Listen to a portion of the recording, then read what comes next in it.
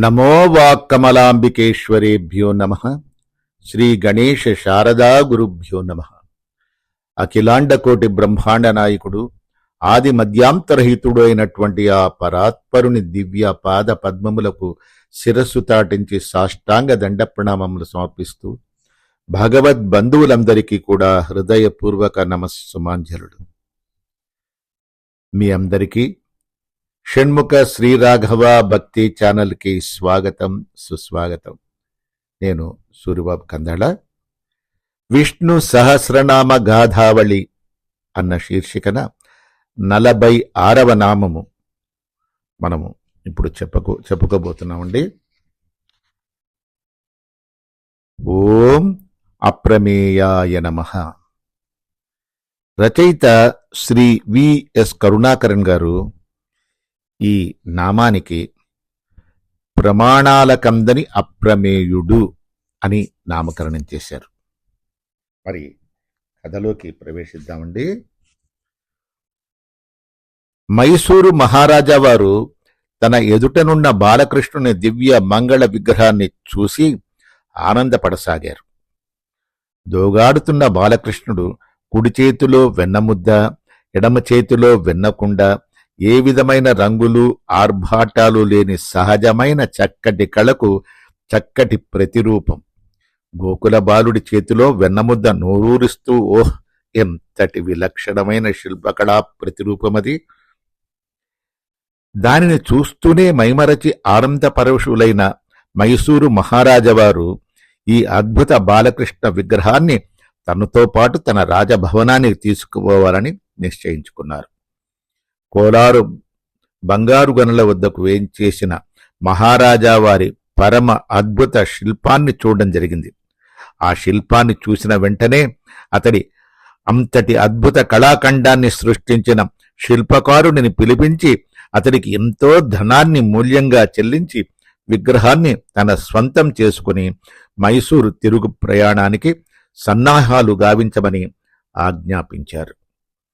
మహారాజా వారి దృష్టిలో ఆ బాలకృష్ణుని విగ్రహం అమూల్యమైనది. కోలారు నుండి మైసూరుకు పోయే మార్గమధ్యంలో మహారాజా వారు విశ్రాంతికై విడిది చేశారు. అది మొగలూరు అనే చిన్న గ్రామం. ఆ ఊరిలో శ్రీమన్నారాయణుడికి ఒక చక్కటి మందిరం ఉంది. తమ కుగ్రామానికి స్వయంగా విచ్చేసిన మహారాజా వారిని గ్రామ ప్రజలందరూ వచ్చి దర్శనం చేసుకున్నారు. వారంతా అక్కడ రాజావారి వెంట తోడుకొచ్చిన అద్భుతమైన బాలకృష్ణుని సుందర శిల్పాన్ని చూస్తూనే పరవశించిపోయారు. వారందరి మధ్యలో ఒక్కటే కోరిక కలిగింది. అదే, ఈ బాలకృష్ణుని తమ గ్రామంలోనే ప్రతిష్ఠించుకుంటే బాగుండునని. వారికి తమ ఈ ఆశ దురాశేమో అనిపించింది.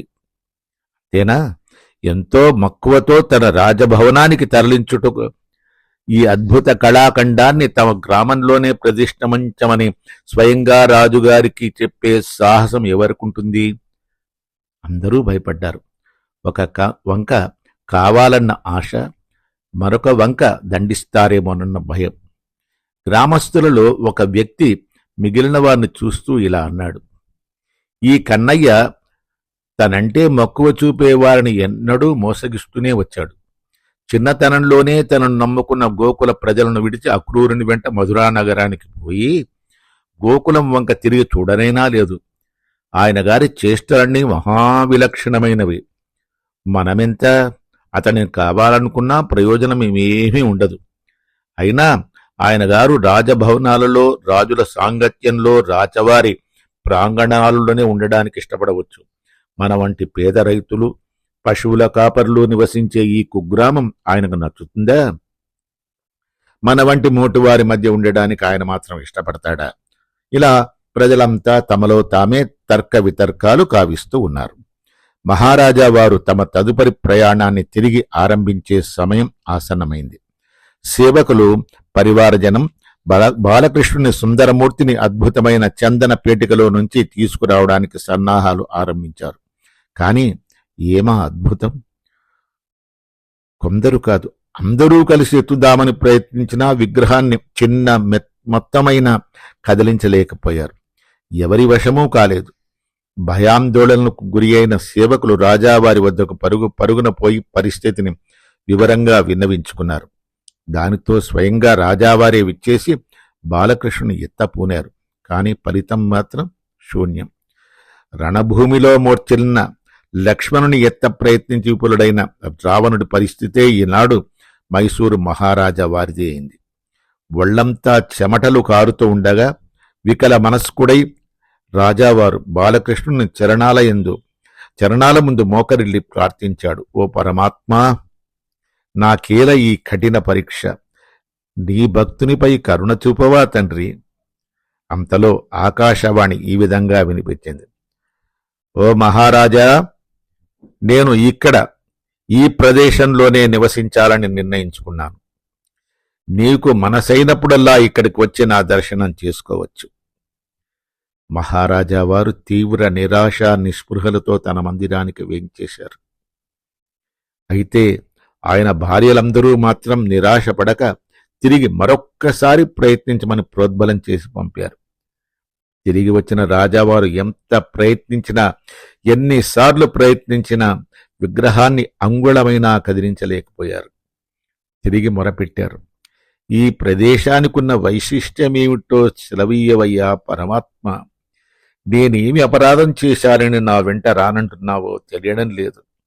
ఏలా నీ దయరాదు స్వామి నీ ఈ భక్తుని పైన. అంతలో అక్కడికి ఒక భిక్షువు వచ్చాడు. జరిగినది తెలుసుకుని ఇలా చెప్పాడు. ఆ సర్వాంతర్యామి ముందు నీవు కూడా ఒక బిచ్చగాడివే సుమా. ఆయన లీలలు అగోచరం. ఆయన స్వయంగా ఇక్కడే ఉండాలని నిర్ణయించుకున్నట్లయితే దానిని మార్చడం మన తరం కాదు. అయినా మానవ మాతృలమైన మనమనగా ఎంత బ్రహ్మ రుద్రాది దేవతలకే సాధ్యం కాదు. ఈయన ఆద్యంతాలు కాని, కొలతలు కాని, ప్రమాణాలు కాని తెలియవు. నీకొక్క ఉదాహరణ చెప్తాను విను. ఒకసారి పరమశివుడు బ్రహ్మ దర్శనానికై సత్యలోకానికి పోవటం తటస్థించింది. ఎంత వెతికినా బ్రహ్మ చాడ కానరాలేదు. విచారించగా క్షీరసాగర మధ్యమందున్న సువర్ణ వైజయంత శిఖరం పైన చతురాననుడు తపమాచరిస్తున్నాడని తెలిసింది. చతుర్ముఖుడు కన్నులు తెరిచేటంత వరకు ముక్కంటి అక్కడే నిరీక్షించాడు. తన కఠోర తపస్సమాధిలో నుండి బ్రహ్మ కన్నులు తెరిచి ఎదుటనున్న పరమశివుని చూసి ఆప్యాయంగా యోగక్షేమాలు అడిగాడు. ఆయన నిరీక్షణకు హేతు ఏమో తెలుసుకోవాలని కోరుకున్నాడు. పరమశివుడు తన సందేహాన్ని ఇలా బ్రహ్మ ముందుంచాడు. ఈ సకల చరాచర సృష్టికి నీవే కర్తవు కదా, మరి నీ తపస్ ఎవరికోసం అన్నది నా సందేహం. నేను తపమాచరించేది ఆ శ్రీమన్నారాయణుడి కోసం. మన అందరి ఉనికికి మూలాధారం ఆయనే. ఆయన నన్ను సృష్టించి నా ద్వారా మిగిలిన వారందరినీ సృష్టింపచేస్తున్నాడు అన్నాడు బ్రహ్మదేవుడు. ఓ చతుర్ముఖుడా, నీవు ఆయన నాభి కమలంలో ఆయనకు అతి దగ్గరగా ఉంటావు కదా, మరి నీవు ఈ విధంగా తపమాచరించే అవసరమేమిటో అన్నాడు. పరమశివ, ఆ శ్రీమన్నారాయణుడి ఆద్యంతాలు తెలుసుకొనడం ఎవరితరం? కొలతలు, ప్రమాణాలు, లోతులు, వైశాల్యాలు వీటిలో దేనితోనూ ఆయనను మనం నిర్దిష్టంగా లెక్క కట్టలేం. అంతు చిక్కని అంతర్యామి. ధ్యానిస్తున్న కొద్దీ ఆయనను తెలుసుకోవడం మరింత కష్టతరమని అర్థమవుతోంది. ఓ మహారాజా, బ్రహ్మశివుల ఈ సంభాషణను వేదవ్యాసుడు శాంతి పర్వంలోని 360, 361 అధ్యాయాల్లో పొందుపరిచాడు. ఏ నిర్దిష్టమైన విలువలతోనూ ఆయనను బంధించలేము కనుకే ఆ శ్రీమన్నారాయణుని అప్రమేయుడని పిలుస్తారు. ఓ మహారాజా, ఈ గుడిలో కొలువైన స్వామి పేరు అప్రమేయుడే. అతడి లీలలు, అవతారాలు, గుణగణాలు, ఘన విజయాలు అగాధములు, అగమ్యములు, అగోచరములు. వీటిని మానవ మాతృలు కారు కదా, సాక్షాత్తు చతురానన ముక్కంటి వంటి దేవాది దేవులే తెలుసుకోలేకపోయారు. అప్రమేయుడని పిలవడమంటే ఆ శ్రీమన్నారాయణుడికి చాలా ఇష్టం.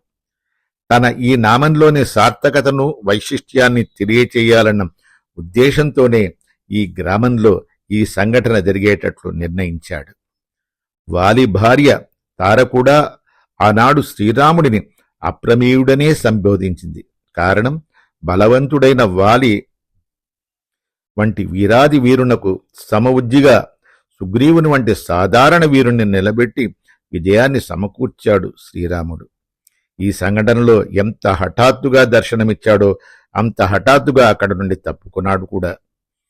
ఆ భిక్షువు వివరించిన ఆ విషయాలను అర్థం చేసుకున్న మైసూరు మహారాజా వారు వినయంగా భగవంతుని పాదాల ముందు మోకరిల్లి ఓం అప్రమేయాయ నమః అని మనసారా ధ్యానించారు. నిరుక్తిలో ఈ విధంగా అప్రమేయ నామాన్ని గురించి చెప్పటమైంది. బ్రహ్మదీనాంచకరణైః నోమాతుమపి శక్యతే ద్రష్టం హి ఆసౌ అప్రమేయ వచసామపి అగోచరః. ఐహిక సుఖ సమృద్ధికి, పరలోక సాధనకు, మోక్ష ప్రాప్తికి అగాధము అనంతము అయిన ఆ శ్రీమన్నారాయణుని మనమందరము కూడా ఓం అప్రమేయాయ నమః అని ప్రార్థించి తరిద్దాం. మరి ఒక్క చిన్న నీతి కథ చెప్పుకుందామండి. పరం పూజ్యులు శ్రీ విద్యా ప్రకాశానంద స్వామి వారు అందించిన కథల్లో, నీతి కథల్లో ఒక కథ చెప్పుకుందాం. ఈ కథ పేరు మోక్షమునకు అర్హత. మరి కథలోకి ప్రవేశిస్తున్నానండి. ఒకానొక పట్టణము పెక్కు రహదారులతోనూ సుందర భవనములతోనూ ఆకాశమునండుచున్న ఉత్తుంగ హార్మ్యములతోనూ పుష్పవాటికలతోనూ విరాజిల్లుచూ ఉండెను. ఆ పట్టణము యొక్క రమణీయతను దర్శించుటకు, అతడి విశేషములను ప్రత్యక్షముగా కాంచుటకు కూడా పరదేశీయులు ఎందరో వచ్చుచూ పోవచ్చు ఉండెదరు. ఆ పట్టణము ఎల్లప్పుడూ పల్లెల నుండి వచ్చు జనములతోనూ ఇతర ప్రాంతముల నుండి వచ్చు యాత్రికుల చేతను కిటకిటలాడుతూ ఉండెను. ఆ పట్టణమునకు ఒక పెద్ద రైల్వే స్టేషన్ కూడా కలదు. అనేక రైలు మార్గములు అది కూడలి అవుట వలన ప్రతి 5 నిమిషాలకు ఏదో ఒక రైలు బండి వచ్చుచునే ఉండెను. అది పెద్ద స్టేషన్ అయి ఉండటం వలన విశాలమైన ప్లాట్ఫారం కలిగి ఉండి వచ్చిపోవు ప్రయాణికులచే సందడిగా ఉండును. ఒకనాడు ఆ ఊరిలోని ఒక మహాపండితుడు, విద్వాంసుడు పండిత శాలువా కప్పుకొని చేతిలో ఒక సంచి పట్టుకొని హడావుడిగా స్టేషన్ వైపునకు వచ్చుచూ ఉండెను. అతని వాలకము చూడగా ఏదియో ఒక తొందర పని మీద రైలు బండిని అందుకొనుటకై వచ్చుచున్నట్లుగా తోచుతూ ఉండెను. అతడు మిక్కిలి ఆతురతతో వడివడిగా నడుచుచూ స్టేషన్లోకి ప్రవేశించాను.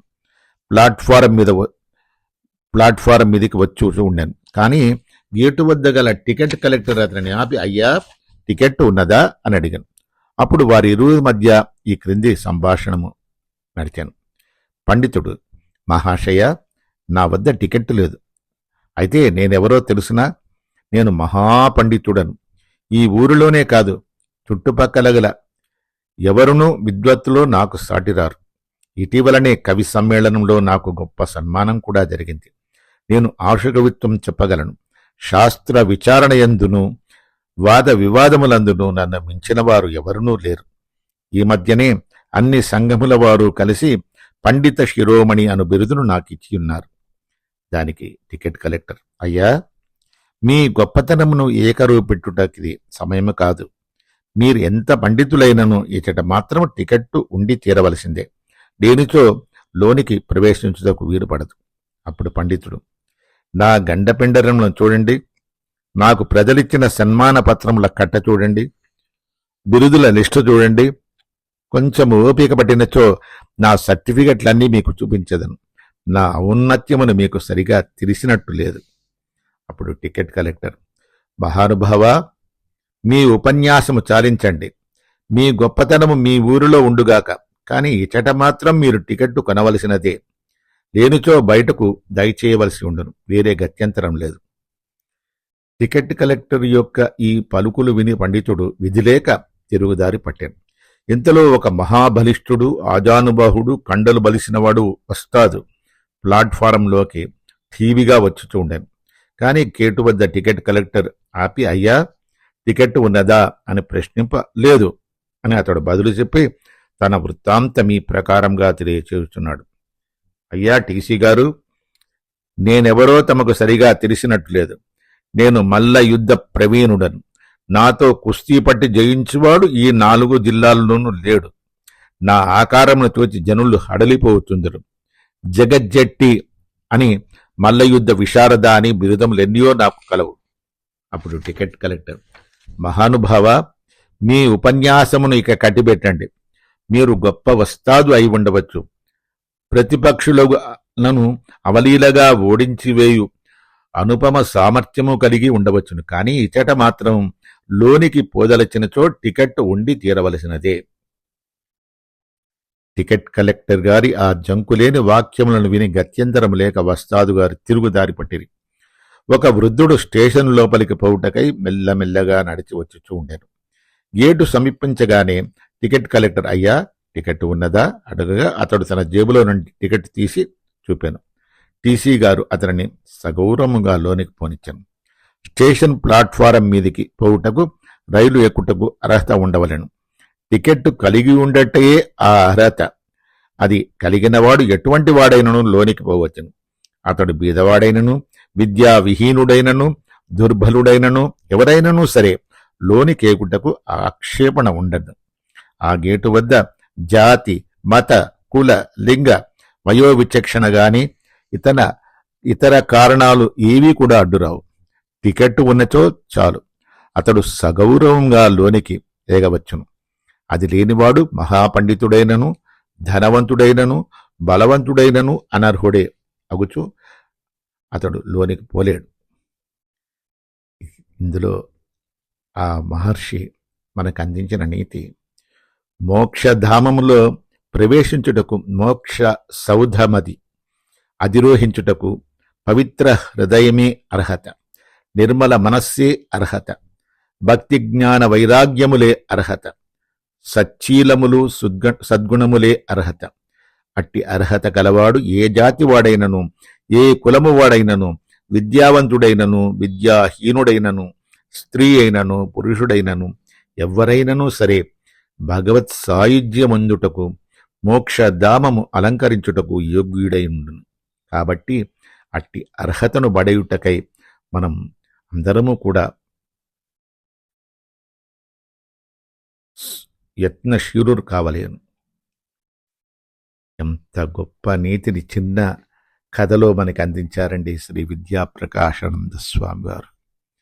వారి పాదపద్మములకు శిరస్సు తాటించి సాష్టాంగ దండ ప్రణామం సమర్పిస్తూ, జై శ్రీమన్నారాయణ, జై శ్రీమన్నారాయణ, జై శ్రీమన్నారాయణ, జై జై జై, జై శ్రీమన్నారాయణ, జై శ్రీమన్నారాయణ, జై శ్రీమన్నారాయణ, జై జై జై, జై శ్రీమన్నారాయణ, జై శ్రీమన్నారాయణ, జై శ్రీమన్నారాయణ, జై జై జై, జై శ్రీమన్నారాయణ.